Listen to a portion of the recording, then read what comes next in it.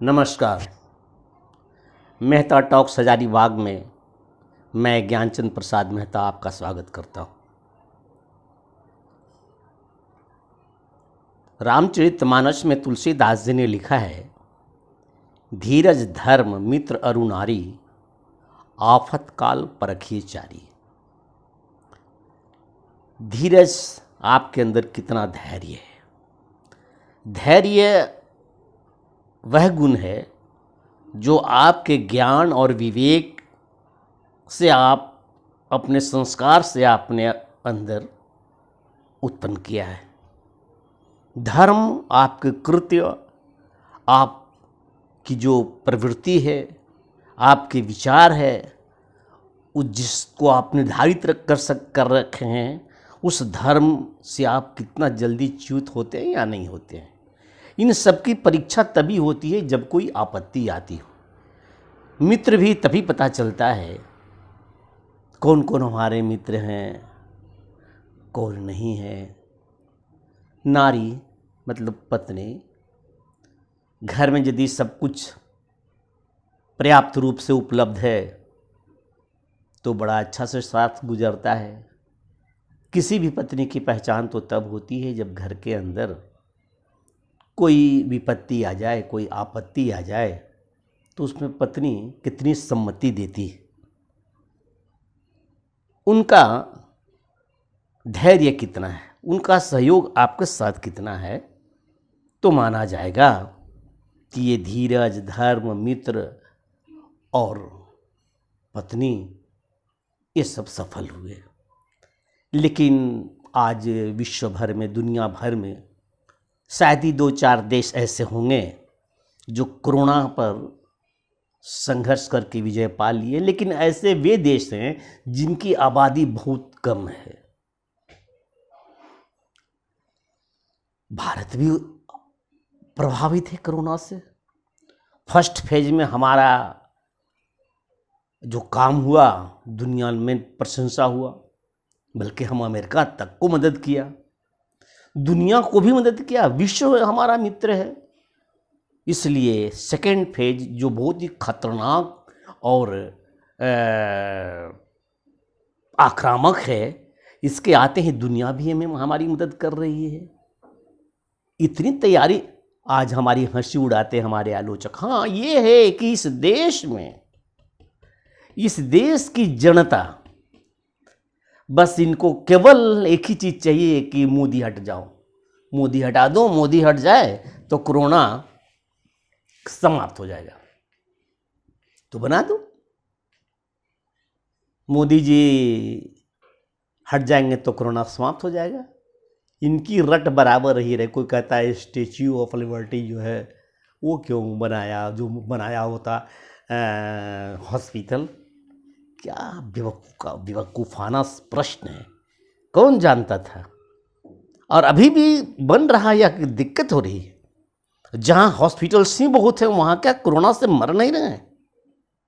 आज हम बाप से बात कर रहे हैं, कल मेरी मृत्यु हो सकती है।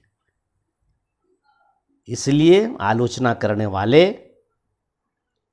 आप जरा विवेक और धैर्य से काम लीजिए।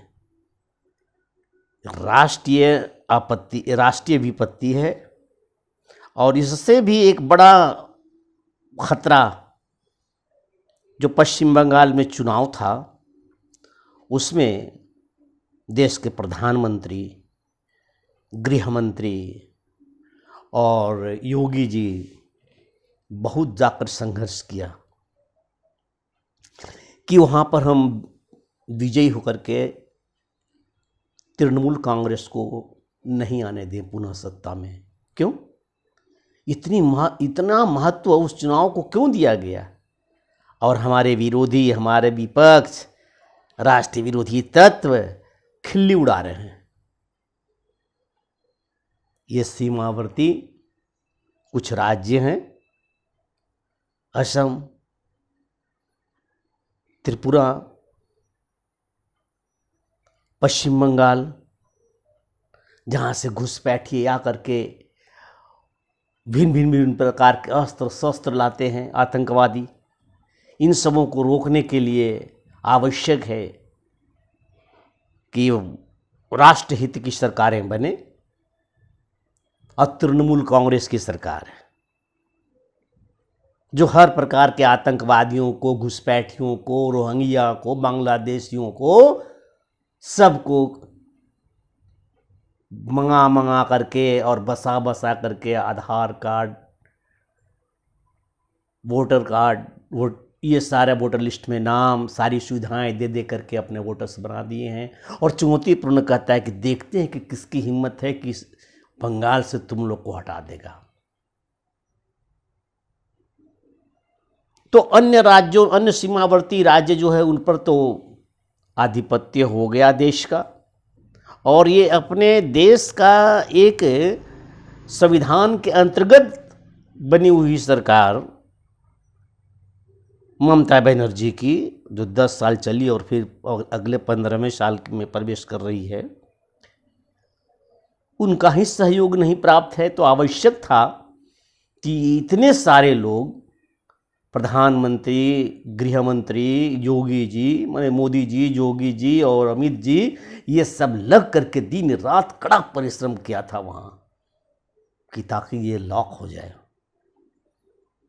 परंतु कैसे हो सकता है जहाँ ममता बनर्जी ललकार कर यह कहता हो कि मुसलमानों तुम सब एक हो जाओ, जबकि ऐसा कहना आपत्तिजनक है। लेकिन ममता बनर्जी ने यह भी कहा कि जो भारतीय जनता पार्टी को वोट देने वाले थे उनको चेताया कि ये CRPF वाले कितना दिन रहेंगे, कितना दिन तुमको बचाएंगे। बताइए, किसी प्रांत के मुख्यमंत्री को इस प्रकार की भाषा का उपयोग करना चाहिए? तो वास्तव में ये खुले फाटक, खुला दरवाज़ा रह गया बाहरी लोगों के आने का, देश विरोधी तत्वों का, जिसको बंद करने का पूरा प्रयत्न किया गया था चुनाव में, लेकिन सहयोग नहीं मिला। देश के विपक्षियों का सहयोग नहीं मिला, वामपंथियों का सहयोग नहीं मिला, ये जब मीडिया है, दल्ला मीडिया, इनका सहयोग नहीं मिला, किसी ने सहयोग नहीं मिला। क्यों? क्योंकि सभी चाहते हैं कि मोदी जी की सरकार चली जाए और फिर वो लूट पाट की सरकार जैसे खाते थे, पीते थे, विलासता का सारा सामान सबको मिलता था, बंटता था, इंडिया हो, मीडिया हो, सारे लोगों के अंदर वो लूट पाट की जो वो संस्कृति बनी हुई थी वो सारा बंद है। यहाँ तो है ना खाने देंगे ना खाएंगे, बस ये वजह है। तो इन चीज़ों के लिए हमें जागरूक होना होगा। आपने सुना इलेक्शन के बाद जो हिंसा हुई नंदीग्राम में, अनेक प्रकार के नारे लगे। कुछ लोगों ने तो कहा कि तुम 100 करोड़ होकर भी क्या कर लिए, हम 30 करोड़ होकर भी अपने पसंद की सरकार बना लेते हैं। ये चुनौती है। लेकिन आप एक तरफ से सुनते हैं और दूसरी तरफ से पास कर देते हैं। कब तक ऐसा चलेगा? ज़्यादा दिन नहीं चलने वाला है, ज़्यादा दिन नहीं चलने वाला है। इसी तरह से यदि विचलित होइएगा आफत से, कोरोना से भी आप मुकाबला कीजिए, संयम से रहिए, नियंत्रित रहिए, इसके प्रोटोकॉल को, इसके गाइडलाइन को मानिए। बीमारियां तो किसी को भी हो सकती है, हमको मरना होगा, हम भी मरेंगे, लेकिन देश को तो रहना चाहिए ना। देश रहेगा, देश रहना चाहिए। लेकिन ये जो विरोधी तत्व जो कोरोना के बहाने आक्रमण कर रहे हैं मोदी जी पर, यह आपको खबर होना चाहिए कि ये कोरोना से लड़ नहीं रहे हैं, ये आपसे लड़ रहे हैं, ये देश से लड़ रहे हैं, ये देश के विरुद्ध जो शक्तियां हैं उनके समर्थन में लड़ रहे हैं। ये अस्पताल की बात नहीं करते हैं, ये ऑक्सीजन कमी है उसका रोना नहीं कर रहे हैं। ऐसा होता तो ये लोग चोरी करते ऑक्सीजन का। इसलिए बहनों और भाइयों, हम सभी एक होकर विपत्ति के इस काल को गुजर जाने दें और संयम होकर के घर के अंदर रहें। नियंत्रित होकर, संयमित होकर, परिवार के साथ सामंजस्य बनाकर सभी के साथ, और तब यह वक्त गुजरेगा। आशा है आपको मेरी बात पसंद आई होगी। पसंद आई बात आई तो ज़रा लाइक कर दीजिएगा, और जितने भी चीज़ होती है वो सब करते रहिए तो हम कुछ देते रहें। धन्यवाद, नमस्कार।